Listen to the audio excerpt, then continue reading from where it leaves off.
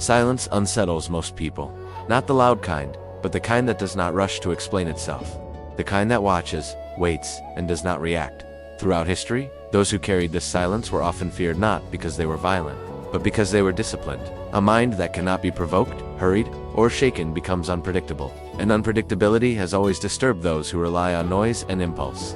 In feudal Japan, this was understood deeply. Samurai were trained not only in combat, but in restraint. Miyamoto Musashi, Japan's most famous swordsman, wrote not about aggression, but about composure. He observed that the greatest advantage over an opponent was not strength, speed, or technique, but the ability to remain unmoved. A disciplined mind does not announce itself, and that quiet confidence often intimidates more than open threat.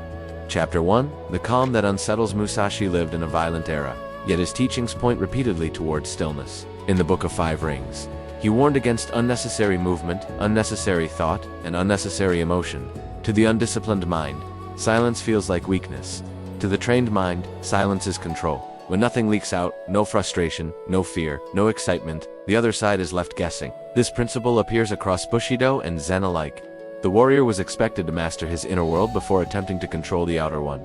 Presence was not a concept, but a survival skill. Those who could remain fully attentive, without tension, were the most dangerous, not because they sought conflict, but because they were never ruled by it. Chapter 2. A modern man under pressure. Consider a modern man named Kenji. He works in a demanding environment, surrounded by constant urgency, opinions, and pressure. Early in his career, he reacted to everything. Criticism unsettled him, deadlines rattled him, and conflict drained his energy. His mind was always loud, always defending itself, always explaining. Over time, Kenji noticed something unsettling. The people who dominated conversations were rarely respected. The ones who reacted the most were often manipulated. But there were a few individuals who spoke little, chose their words carefully, and never appeared rushed. Others adjusted their behavior around them. Without raising their voices, they commanded space. Chapter 3.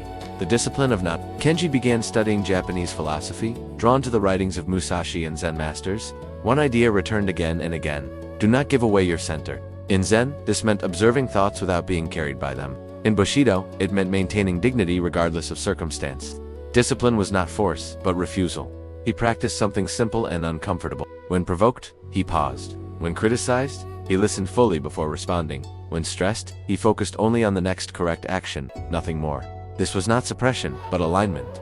Over weeks, his reactions softened, and his awareness sharpened. Chapter 4. Why discipline creates fear. Something changed in how others perceived him. His calm did not invite familiarity, it created distance. People hesitated before interrupting him. Arguments lost momentum when he did not feed them. Those accustomed to emotional leverage found none to grasp.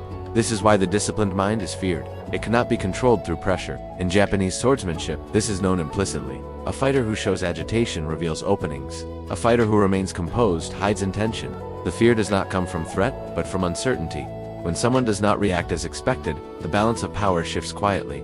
Chapter 5. Elimination over effort. Kenji realized discipline was not about doing more. It was about removing what weakened him. He reduced unnecessary speech. He stopped explaining himself to those who had not earned it. He eliminated habits that scattered his attention. Like Musashi advised, he avoided excessive emotion, of thought, of attachment. This mirrors Zen training, where progress comes not from accumulation, but from subtraction.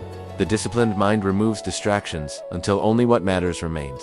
What emerges is clarity, and clarity, when paired with restraint, is deeply unsettling to those who rely on chaos. Chapter 6. Identity over performance. Over time, Kenji stopped thinking of discipline as something he performed. It became who he was. He did not force calm, he protected it. He did not seek control, he maintained alignment. This is the quiet transformation described in Japanese philosophy. True mastery is invisible. Musashi wrote that the way is not found in displays of skill, but in consistency. The disciplined mind does not rise and fall with circumstance. It remains steady, and steadiness, in a reactive world, feels like power. Chapter 7. The final understanding: the disciplined mind is feared because it cannot be rushed. It cannot be provoked into mistakes. It does not reveal itself prematurely. In a world that depends on reaction, discipline becomes dominance without aggression. Silence becomes authority without force. This is the ancient lesson: not to intimidate, but to endure. Not to conquer others, but to remain unconquered within. When the mind is disciplined, presence replaces noise, and strength no longer needs to announce itself.